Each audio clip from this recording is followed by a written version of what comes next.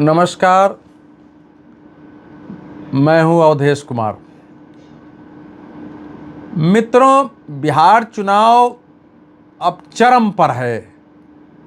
राजनीतिक दलों के उम्मीदवार, गठबंधनों के उम्मीदवार घोषित हो गए हैं। अब इस समय का बिहार चुनाव केवल बिहार का चुनाव नहीं है। बिहार का चुनाव तो है विधानसभा का, जिसमें किसकी सरकार बनेगी ये तय होना है। मुख्यमंत्री नीतीश कुमार ही रहेंगे या बदलेगा ये भी तय होना है।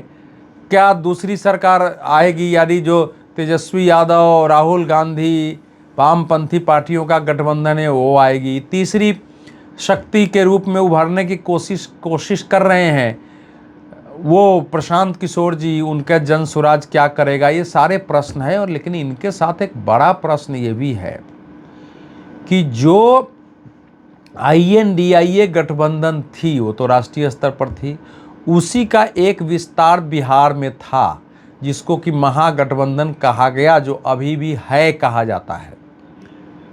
क्या वो वाकई इंटैक्ट है?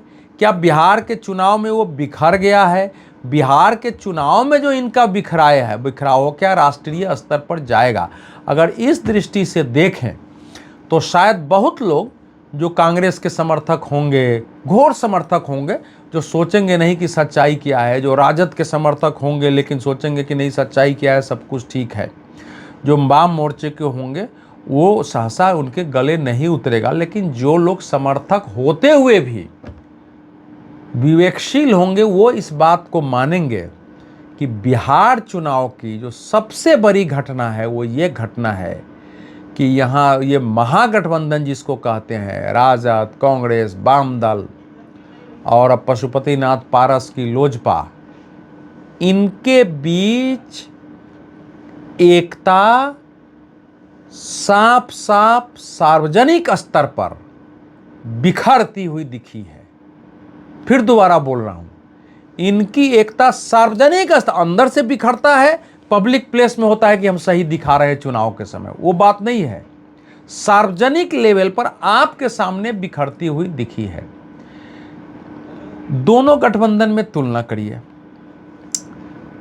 प्रधानमंत्री नरेंद्र मोदी और प्रदेश में मुख्यमंत्री नीतीश कुमार के नेतृत्व में जो राष्ट्रीय जनतांत्रिक गठबंधन है, NDA या राजग, उसने घोषणा कर दिया, पहले घोषणा होंगी 102 पर हम लड़ेंगे, 29 पर लोजपा लड़ेगी और 6 सीटें हमको और रालोमो को, राष्ट्रीय लोकतांत्रिक मोर्चा जो उपेंद्र कुशवाहा की है, देंगे।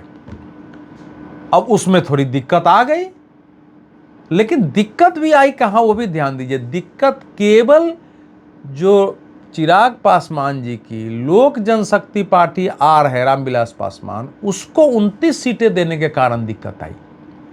जनता दल यू ने कहा कि भैया यहाँ ये कैसे हो गया। फिर दूसरे ने भी कहा पार्टी में अब हुआ तो होगा, बैठ के ही तय हुआ होगा। लेकिन अगर जब सीटों की घोषणा हो गई, अब सोनवर्षा सीट की घोषणा हो गई, तो वहाँ जनता दल यू के उम्मीदवार थे। अब वो भी माझी कास्ट से आते हैं, अब वो सदा लिखते हैं, अब उनके लिए कि भाई इनका कैसे टिकट कट गया। उसी प्रकार से राजगीर नीतीश जी का अपना ही क्षेत्र है, उनकी नालंदा जिला का है, तो उन्होंने उम्मीदवार घोषित कर दिया। ऐसे 4 जगह उम्मीदवार घोषित कर दिए। उपेंद्र कुशवाहा को समस्या होगी कि महुआ सीट आपने कैसे इनको दे दिया, महुआ तो हमारा क्षेत्र है, हमको आपने कम सीट दिया है।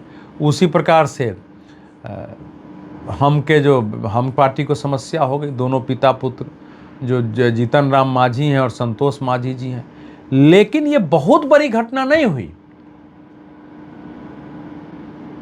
भारतीय जनता पार्टी के कैंडिडेट के विरुद्ध किसी ने खड़ा किया हुआ यह भी नहीं हुआ, और जनता दल यू के विरुद्ध किसी ने खड़ा किया हुआ यह भी नहीं हुआ। यह भी एक सच है।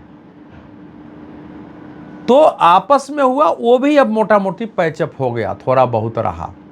अब 101 पर भाजपा लड़ रही है और मिलकर लड़ रहे हैं।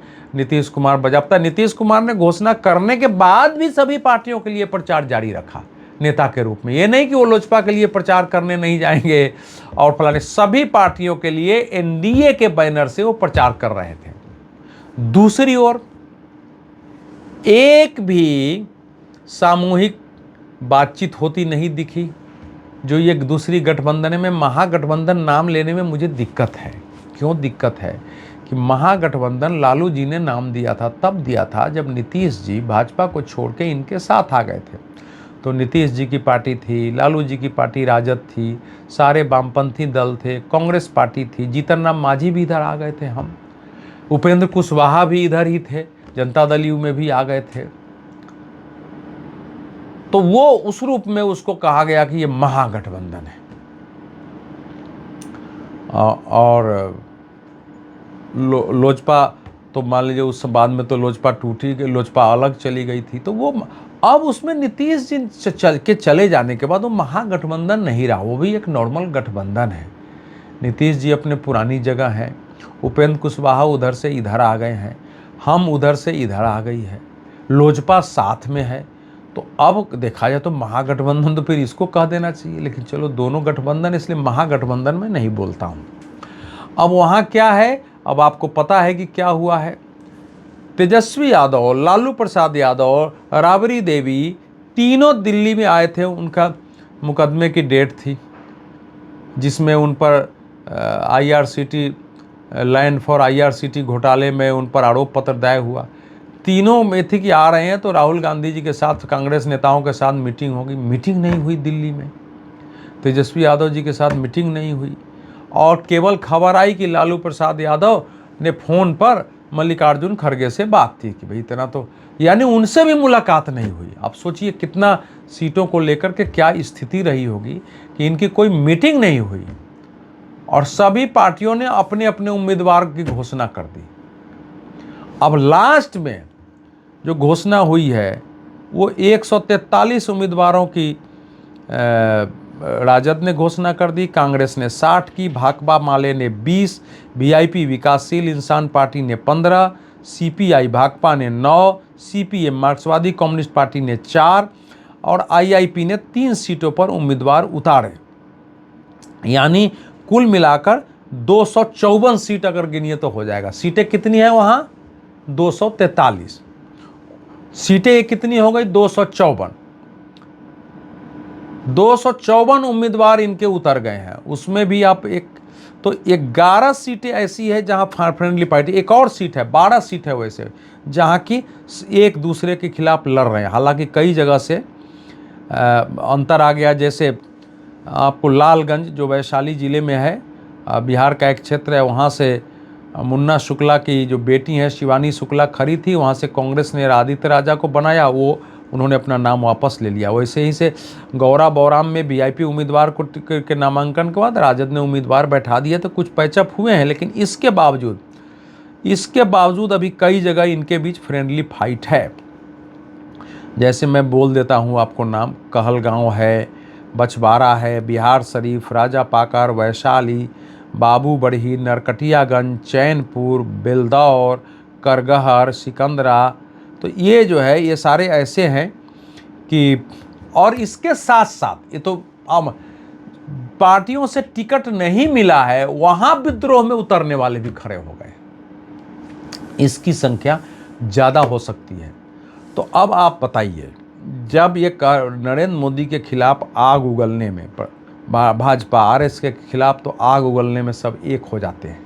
अगर आपको इनको सत्ता से उखाड़ना है तो मिलजुल के चुनाव भी नहीं लड़ सकते हैं, जनता के बीच एक संदेश नहीं दे सकते हैं कि हम साथ में, एक प्रेस कॉन्फ्रेंस नहीं कर सकते हैं, मीटिंग करते हुए एक तस्वीर नहीं दे सकते हैं पत्रकारों को कि देखिए हम आपस में मीटिंग कर रहे हैं, नाम कितनी सीटें वो जारी नहीं कर सकते हैं। तो देश में कैसे विश्वास होगा कि वाकई आप लड़ाई लड़ रहे हैं? तो जब आपकी कोई विचारधारा नहीं होती है, किसी ढंग से इसको सत्ता में हटा के स्वयं बैठना है, हो जाता है कि भाजपा को करो हम सत्ता में आ जाएं, तो फिर उसमें जो है बातचीत नहीं होती है, फिर उसमें यही स्थिति बनती है। और चूंकि अब कांग्रेस ने कहा कि भाई, तो कांग्रेस मानती है कि राहुल गांधी के जो यात्रा हुई है, वोट अधिकार यात्रा, उसके बहुत प्रभाव है, हमारी हैसियत बढ़ गई है। अब हमसे भाई तो ठीक है, हमारी कम सीटें लड़ेंगे, जो सीट चाहेंगे वही लड़ेंगे, जितनी सीट चाहेंगे वही लड़ेंगे, और हम किसी को नेता भी नहीं घोषित करेंगे। मतलब इस महागठबंधन का कोई नेता भी घोषित नहीं हुआ। अगर राजद सबसे बड़ी पार्टी है, तेजस्वी यादव उप मुख्यमंत्री रहे, अगर इनके बीच एकता है तो घोषणा तो करनी चाहिए। कांग्रेस उसकी भी घोषणा करने को तैयार नहीं है। कांग्रेस अपने अनुसार सीटों की घोषणा कर गई है।